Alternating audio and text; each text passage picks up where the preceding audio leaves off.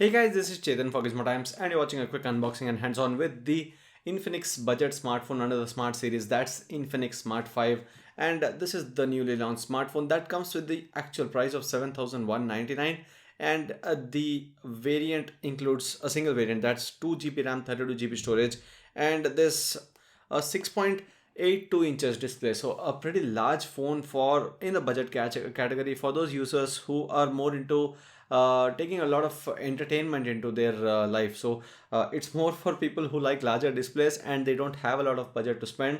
So this comes with an HD plus resolution and this Helio G25 processor powering the device, 6000 mAh battery. So two major things: a large display and a large battery. And the other specifications include these. So these are the major specifications. There's a Helio G25. There's a 13 megapixel dual camera. That's 13 plus 2 megapixel depth camera. There's also 8 megapixel selfie camera there. Face unlock fingerprint sensor and also the DTS audio processing. The MRP given here is 8,999, but it isn't. The actual price is 7,200. That's the official pricing.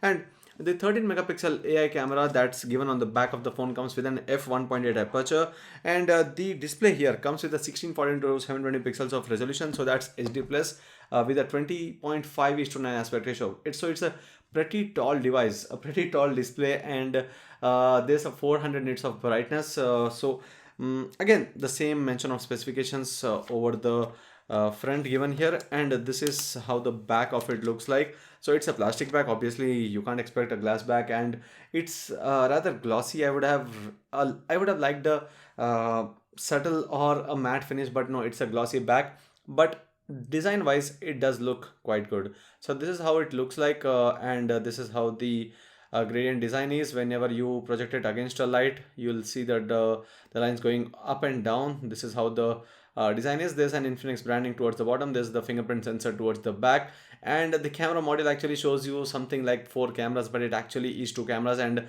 one of them is only with the mention of AI. So that's the AI taking play into there for the 13 megapixel camera. And then there's the quad flash setup. So there are four flashlights there, and designed by Infinix is what the mention is towards the back in that same area where you see the dual camera setup.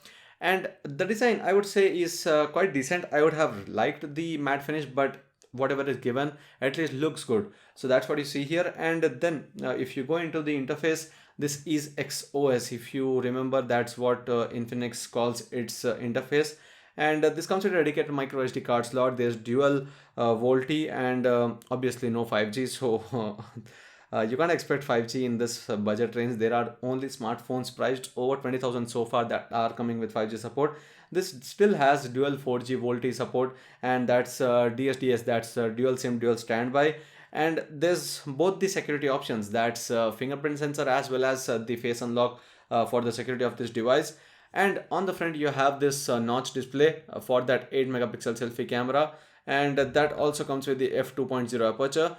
So this is the XOS. If you take a look at it, it's not anywhere close to stock Android. It actually looks very different, and there's a lot of changes done by the brand here in terms of how the user experience changes.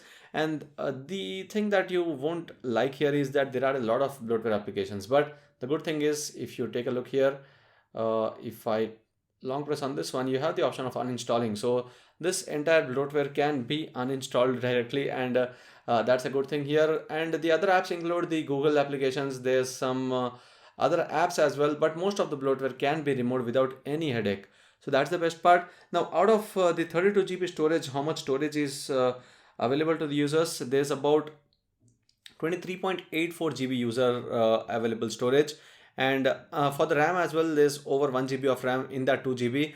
So with major of the brands, what we see is that if there's 2 GB of RAM or lesser than that, this Android Go version of it coming into the play. But here it's the actual Android, the major one, and that is modified into XOS and given to the users. So there's a lot of navigation options and features. There's this gesture navigation that you can change between if you want to use the gesture navigation or the three button navigation.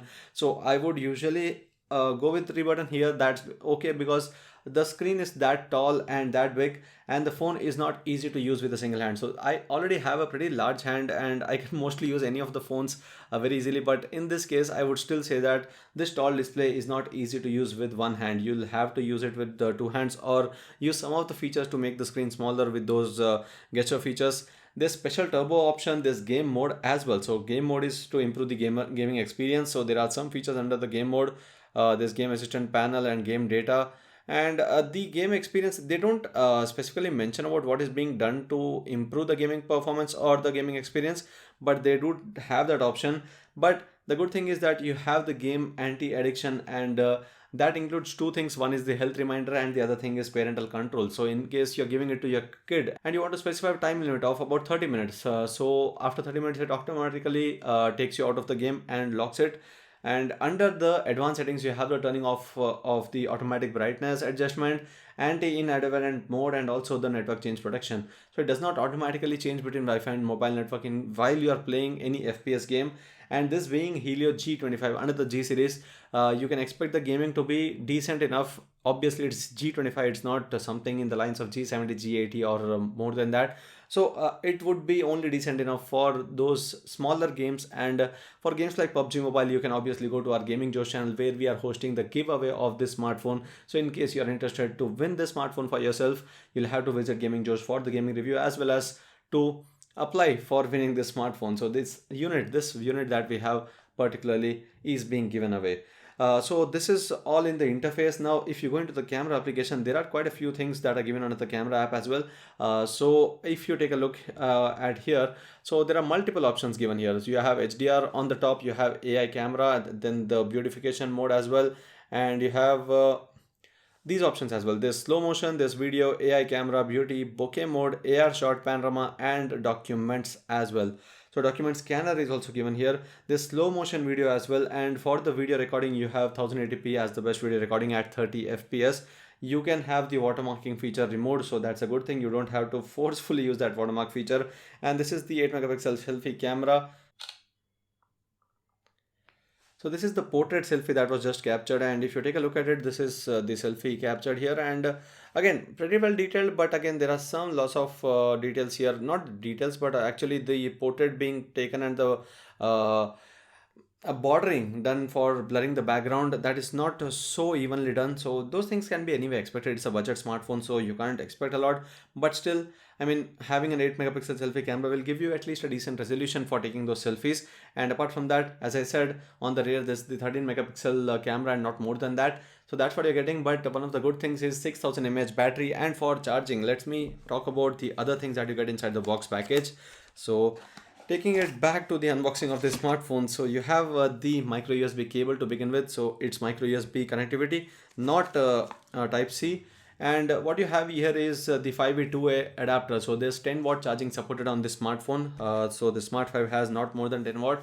There's a SIM ejector tool, and then you have quite a few booklets, the X Club registration process. There's also the service booklet, and also the user manual. So different booklets given in the box package.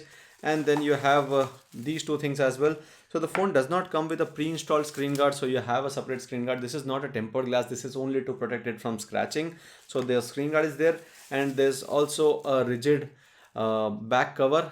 I mean, it's quite a good one. I would rather say it's quite a good one, not a rubber case, but still this cover is quite tough, and it does not extend in every angle. So it's only having those side coverings and the cutouts for the camera and the fingerprint sensor. So you have that as well in the box package. Now coming back to the physical aspect of the smartphone, these are the ports that you see towards the bottom. You have the 3.5mm headset jack, you have the micro USB port, as well as the microphone towards the bottom. There's no secondary microphone given on the smartphone, and on the right you have the power button and the volume rocker buttons, and on the left you have the SIM card access area, where you have the triple SIM slot, which includes the dedicated micro SD card slot. So this is the overall quick overview and the unboxing with the Infinix Smart 5, priced at 7,200 rupees. It does compete with quite a lot of smartphones in this price range. There's a whole lot of devices from every brand. You have some from Redmi, you have some from Poco, and Samsung also is bringing its own M02 and the M02s. M02s is priced a bit more obviously, but the M02 comparison will be done with this smartphone, also with the Poco C3 if possible, and we'll be letting you know which one is the final winner, which is the better device to choose if you're looking for rather a secondary device, not a complete. Obviously in this price range you can't say that this could be your primary smartphone unless you are using a smartphone for the first time. For a secondary smartphone, I would say these would work well. It comes with an HD plus display, and it comes with a large display with a large battery. So for media consumption and those kind of usages, this would come to you good use. But for a heavy user, it would show a bit of a struggle. So that's it guys, this was the quick unboxing and the hands-on with the Infinix Smart 5 smartphone. I would say design wise I did like the smartphone for what it offers here, and obviously plastic back, there's no glass back, and how would you even expect that? But for plastic back, having a design that you can easily show off is a good thing. So before we end the video, as I said, you have to visit Gaming Josh for the giveaway of this smartphone, and you can participate there. It's in Hindi, so if you don't understand Hindi, you can just go to the description in that video and check out the giveaway link. And I hope you like this video. If you do, to share and subscribe to Gizmo Times for more. Thanks for watching. See you in the next video.